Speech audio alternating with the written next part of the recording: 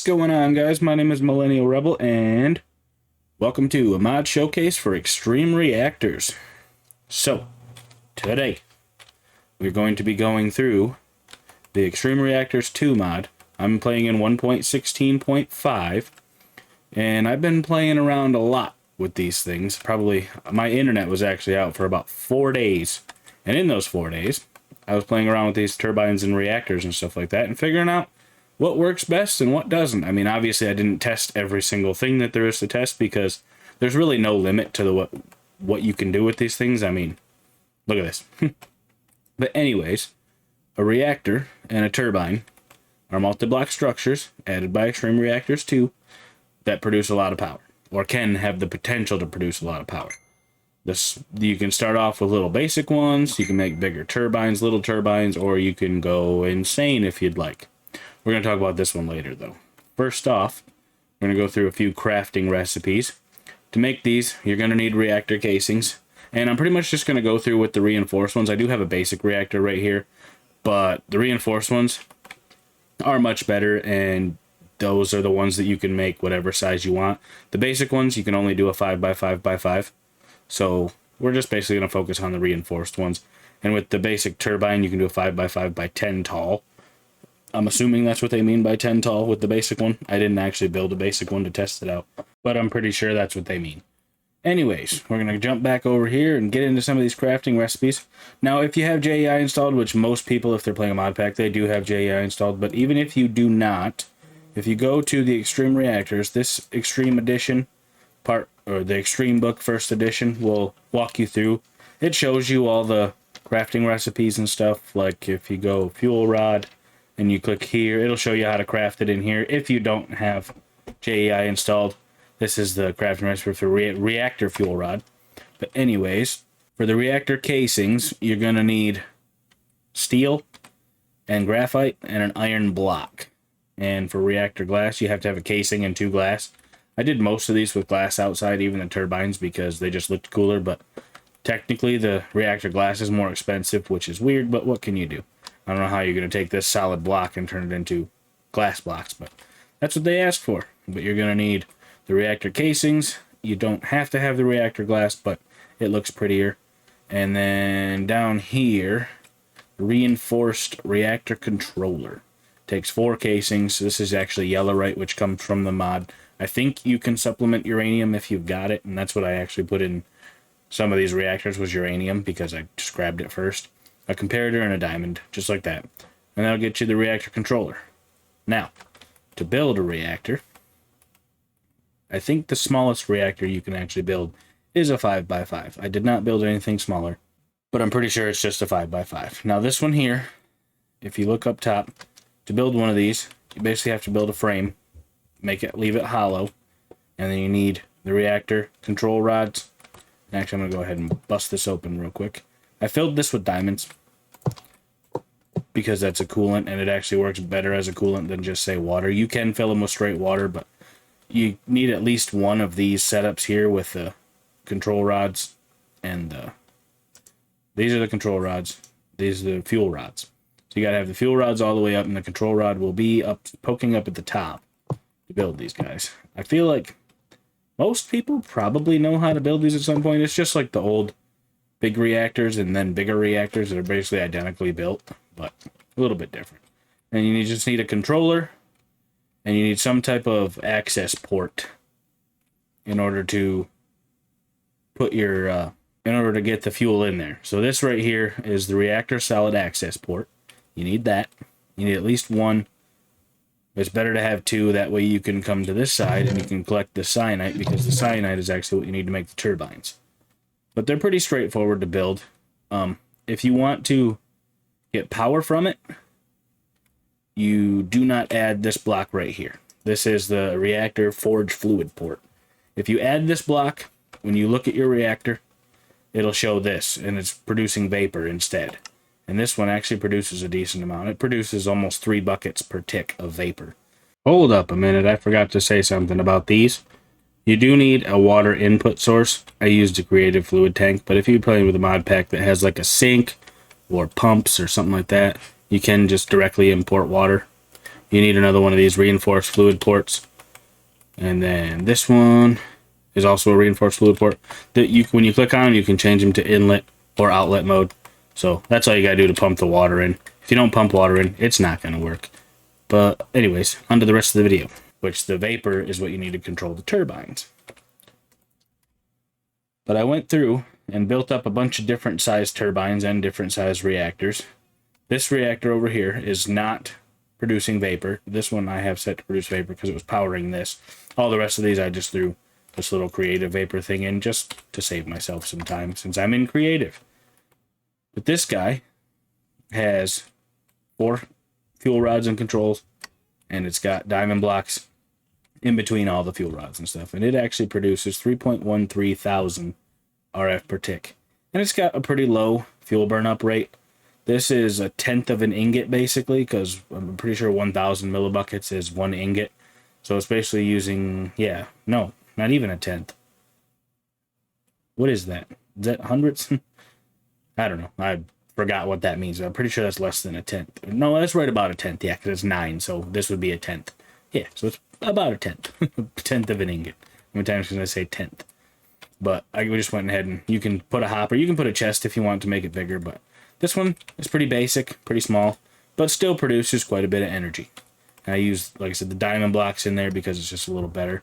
Now this over here is the basic reactor. This is the biggest basic reactor you can build, and it produces between 607 and 616 RF per tick. But if you switch out, like it says right here, if you switch out the water for diamond blocks, it produces almost 1,000. It's like 980 something, 986 I think it was. But it takes 24 blocks of in here because I only have 1 of these. You can probably add more of these, like do 4 like I did with this one over there, and then just put the diamond blocks around. It might do better. I did not test that out, but big reason I wanted to do this is because I was super confused when I first started to try and get into these turbines. Like I was goofing around in Seapolis because my internet was out, so I didn't really have a way to play anything else because my forge or my curse forge on the Overwolf thing that they changed to wouldn't load my mods without internet. So I was stuck playing the Seapolis I had open when the internet went out. So I started messing around with these guys, and I was super confused because there's a bunch of different ways you can build these. But the basic thing is you got to have the casings around the outside. I did the glass just because I like the way that it looks, like I said. You got to have some type of coil up at the top, which could be gold. If you have copper, it could be copper, platinum. I don't have platinum in this, but what I found in the Seapolis world is platinum produces the most power. I did not test it in this world. Maybe I should. But gold seems to do pretty good. Diamonds you cannot use in this. You can use diamond or gold in this one, but diamonds work better. This one does not take diamonds. It doesn't count diamonds as a coil block. But this one here is actually really, really good in my opinion. The way that it's burning, it's not even burning the 2,000 millibuckets per tick, and we're getting 10,000, over 10,000 RF out of this. Now, when you set these up, you can see here the efficiency. It'll tell you how many blades you have, and like there's this thing right here. It's how much vapor is actually being sent in here. So even with this big turbine producing 10,000, this basic, where is it? This one right here. This basic short reactor with the coolant port producing the vapor would be enough to supply this guy. And then some. Because like I said, this is only taking 1,600, and that's producing 2.7 or 2,700 millibuckets per tick. But this guy, it says right here, we've got 72 blades out of 64. Which is weird, because it says that it's running at 100%, but most of the time it shows it's only running at 100% if you do 25 times however many blades you have, and then you set that to that. Because this has a lot of blades. It's actually a 7x7. And you can build 1x1s. But if you look at the 1x1 here, it's quite a bit cheaper because you only need half as many rotor blades and not as much gold, obviously. But it's also only producing 3.48 instead of 10,000. So if you can do this, do this. But if you're stuck with this, I guess you're stuck with that. But like I was saying about this, when you start these up, I'll go ahead and shut it off. When you start them up, it actually will go really, really high if you turn these guys off. This will continue to spin, you want to keep it in this green area right here. There's a little line, a perfect line between green and the light blue. And that's where you want it to be, because once it starts getting too fast, your power is actually going to drop. Which took me a couple turbine builds to figure out. I'm like, I'm letting these things speed all the way up, and it seems like the power is disappearing. Now these coils up here, they will drag. They exert force onto the turbine blades. So when you engage this induction coil, the RPMs will actually drop. Like if you just turn this on and let it run all the way up and you engage these coils, it'll drop back down to here, depending on your flow rate. And this takes some messing with. That's probably what took the longest, was figuring out the ideal flow rates to get these big powers. But basically this one here is one of the best ones that I built. It's not the best, because we've got this guy over here. It's almost identical, but instead of a 4 coil, I put a 5 coil. Now that will exert more drag, and obviously we're going to need more vapor for this, but this is actually producing almost 13,000 RF per tick with this. Identical to that, just one taller with one extra gold coil. I did not go farther than the 5 coil because 13,000 seemed decent to me. And like I said, there's so many different variations that you can do with this. But this one here is a 7x7 base. It is 15 tall, I believe. 1, 2, 3, 4, 5, 6, 7, 8, 9, 10, 11, 12, 13, 14, 15, 16 tall. But at the top of these, you got to have the coil completely inside. When you build these, if you don't do this, by the way, but this has to come all the way up through the coil, otherwise it won't form. But you can put your blades up as high as you want. Like this one has the 5 blocks of gold coming down. This is solid in here, other than the coil going up the center. And that's what actually generates your power, but also exerts the drag on your coils. But I did the 7x7 because that allowed me to put more blades in here.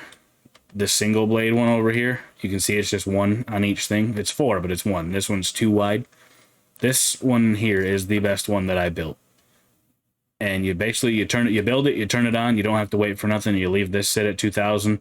And this is where it stopped. I didn't have to do any adjusting or nothing, and it stopped almost right exactly where it needed to be. So this is like the ideal build without having to mess with any of this other deeper stuff that requires a lot of patience messing with this, clicking it up and down, making sure this thing actually stops. Because if you go, say I go down a little bit, like even if I go down, we'll go down 10, 20.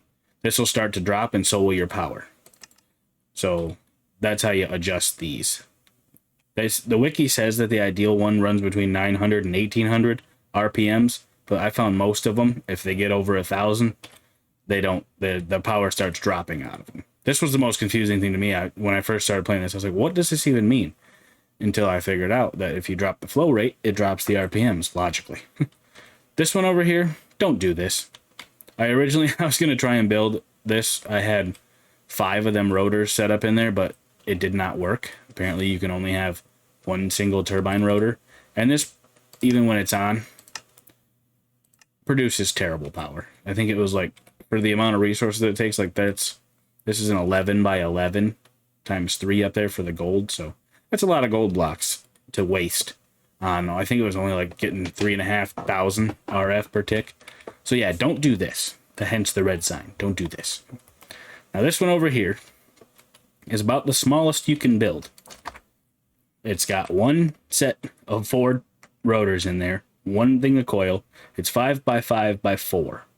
But shockingly, it actually produces almost 900 FE per tick and only uses this teeny tiny little bit. It's 145 millibuckets, whereas this one was using all 2,000. And the max that you can actually set these to is 2,000. So adding extra rotors doesn't do much good. And there was a couple times I built them. Like this one here, I made the rotors wider just to see if that would help. And it gets to a point where this flow rate of 2,000, you see how that's only making it up that high? That's as high as it's ever going to get. Because you can't add more than 2,000 millibuckets per tick of vapor. So that's never going to get any higher, produce more power. I don't know if there's a way to fix that. Because it seemed like when I added more blades, it slowed it down even more. It's only at 51% rotor efficiency, which is weird, but like I said, I added more blades. I think it's because this coil's too big. It's too much drag for what's in there. But don't build an 11 by 11. The max I would say to build is a 7 by 7, because if you go more than 2 of these, it gets really vapor heavy, and you can't get enough to power it. Now this one, if you just do one, you might be able to do like 2 or 3 wide across, and it might produce more power. I didn't look into that, but basically these, I'm just trying to show you guys little tips on how to set these up. Like I said, this is the smallest one you can build. It only takes a few resources. You got to have a solid top, which is 25 casings, 50 casings plus, what is that, 58 casings. Plus you need a few for these, but it's a lot less than any of the rest of these. But in all honesty, unless you're playing a mod pack like Seopolis, where they only allow you to build a 5x5, they have a config set to where your reactor can only be 5x5. The turbines don't really seem worth it to me. It doesn't seem like what this setup is. I mean, it's really good compared to the other turbines that I've set up. And maybe I'm doing something wrong, but I did a lot of testing, and this seems to be the best way to do it. And it's still only getting 12,000. Now, I might be able to make it taller, or add more, make it a little taller, more rotors, more coils.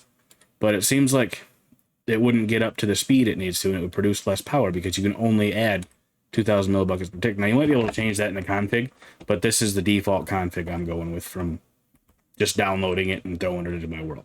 So this one here with 4 produces quite a bit. The one with 5 produces almost 3,000 more. So I would go with this one if you can build one.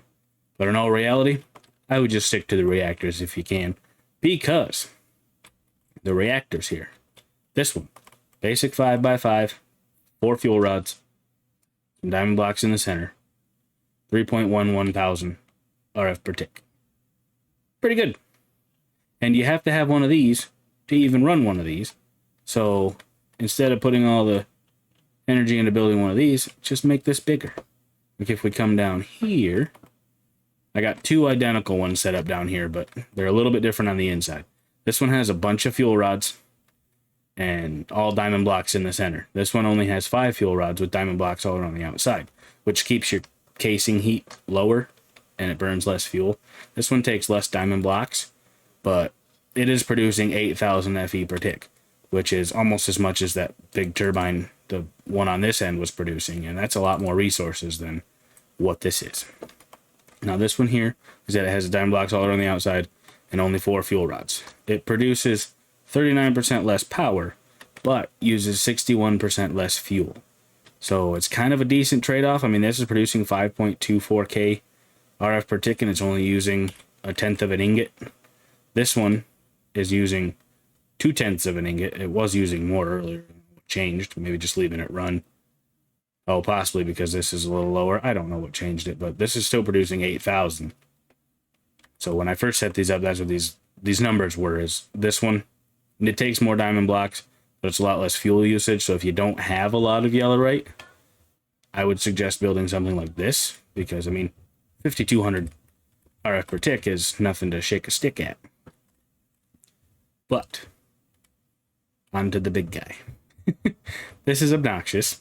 I don't know if anyone would ever be able to build this in survival. Of course, with modded, I'm sure you could at some point, but it'd be probably closer to end game. These are more mid game, I would say. Maybe late stage, early game, but I'd say more mid stage. This one here would definitely be end game. 21 stacks of uranium blocks I put in here to fill it up. So anyways, this big guy. Like I said, 21 stacks of uranium blocks. 1,700 uranium to fill this puppy with fuel. Inside of there's 2,353 diamond blocks. This reactor is 21 by 21. And it has, I think it was 180 fuel rods. And it's 13 tall on this in the center. So yeah, that's a lot of diamond blocks. But this thing produces 247,000 RF per tick. That's friggin' madness. I don't know if you could build a turbine that would produce anything anywhere near that close. I mean, don't get me wrong, this thing is expensive. It is burning up 12 millibuckets per tick, which is a lot. considering these ones over here are only burning a tenth and 2/10 of a millibucket per tick. This is burning 12 millibuckets per tick, but like I said, the power generation is insane. And then I've had this one actually running solid for maybe 45 minutes, and it's gone through this much and produced this much cyanide. So I guess if you want to build a turbine, build one of these. You'll get your cyanide real quick. Anyways, over here, I do have mechanism in here because I was using it for like pipes and stuff like that, because I had to put a bunch of pipes here because I didn't feel like hooking up a turbine to this, just to see how much this produces when it's on. And like I said, it produces a decent amount. It's this one here. Did I even say that this one just has water in the center, but this one produces 2.73. I think I changed, it has 1, 2, 3, 4, 5 fuel rods, and I changed all their insertion to 50%. If you put this back down to 0, this produces almost 5 buckets per tick. So this could run 2, 3, at least 2 turbines, possibly 3, because most of these only run off of 1600 for that one. This one I believe was 546. So that one thing there could run like 8 of these, and this one's at the full 2000. But it could still run 2 of these with one reactor over here producing the vapor. This guy produces the 2.77, which I hooked into here but this one's only taking 432, so I could hook 1, 2, 3, like 5 more of these up to this one, and it would be able to handle it. But this guy, like I said, it's just the fuel rods in the center. It's got 1, 2, 3, 4, 5. If I put more fuel rods in here, I believe it would produce more vapor, but I didn't test it. I'm assuming it does because it already has more fuel rods than, say, like this one over here, and it produces 2.5 times as much. But anyways, like I said, I use mechanism to make it so that I could actually see how much this was producing, because if you don't have anywhere for it to go, it'll stop producing vapor and it won't show you what's down here. It'll just quit. So I put a bunch of pipes off this way, these ultimate mechanical pipes, just to have somewhere for the vapor to go so I could see exactly how much it was producing. But anyways, I set up mechanism. This is a induction matrix capable of holding capable of holding 24 trillion FE. Look at this input. I do have the turbines and all my reactors going into here. It's almost 300,000 FE per tick, and it hasn't even moved this line, and we're at 32 billion RF.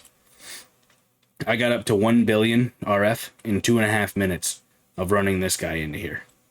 I had this turned off for quite a while, and then my game was paused and stuff, so it didn't. This is about 32. So it's probably been running for 30 minutes or so total. Well, no, probably about an hour total. While I was working on other stuff, I did have it running into here, and I've got everything running into there now. But just this reactor alone produced 1 billion RF in 2.5 minutes, which is absolutely insane. But it also, like I said, burns through a lot of fuel, and it took a lot of resources to build.